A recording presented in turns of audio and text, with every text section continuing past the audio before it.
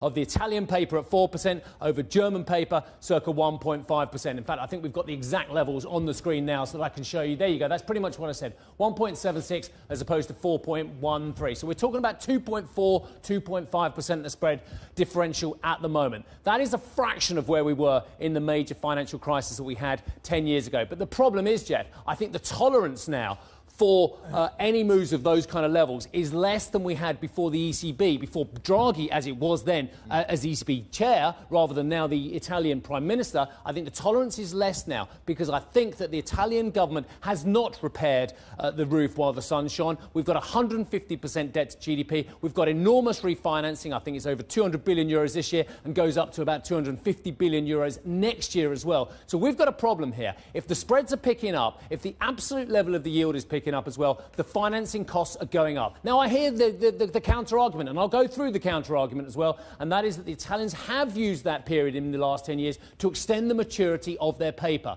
They've gone to over 7 years now. So let's look at that 7-year paper, and it's currently trading around about 3.75, 3.79 as well. So you can see the cost of financing the paper and the extra issuance that is needed every single year is going up, and it's going up quite a lot. And is that going to put in jeopardy the COVID recovery plan, the national recovery plan, and dare I say it, and I'm going to add this one in there because they don't want to talk about this in Rome, but we can talk about it on CNBC, political instability.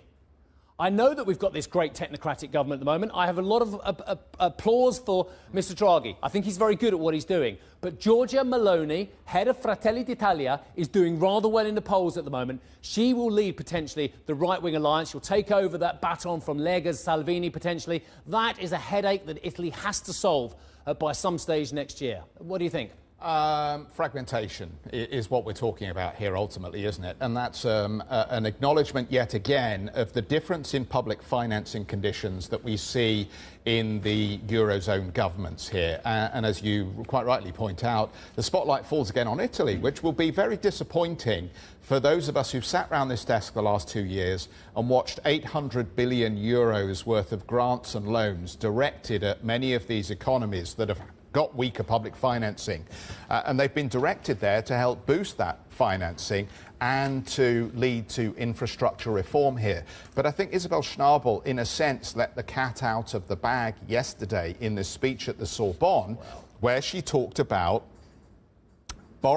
some borrowers have seen significantly larger changes in financing conditions than others since the start of the year. Such changes in financing conditions may constitute an impairment in the transmission of monetary policy that requires close monitoring. The problem they've got is, and perhaps this is why at the last ECB meeting they were light on detail about any yield curve management mechanism, there is always the threat and the risk of a German Constitutional Court challenge on any new mechanism put forward that is about financing poor government management. I hear what you're saying, and I will not disagree with you about anything. This is a very lively, healthy debate.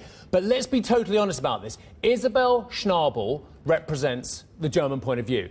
Isabel Schnabel spoke in a conference I was at in Italy in March. Or was it April? It was early this year. I think it was April. And I heard her talking about potentially the misreading of the situation on inflation in Europe at the moment, because a lot of people just say, it's supply side, it's nothing to do with demand. Well, she was bringing in, I think there was 5 factors, and I heard Isabel Schnabel say this, and I thought it was a brilliant speech, actually, about the demand side pressures that are building in European inflation, and as such, of course, making the case perhaps for a more proactive ECB. Can you have one without the other? Can you have a more hawkish ECB and at the same time not have that potential blowout in spreads? Hi, I'm Joanna Bersecci and thank you for watching. You can check out more of our videos by clicking on the boxes on the screen. And don't forget to subscribe to our channel for more from CNBC International. Thank you for watching.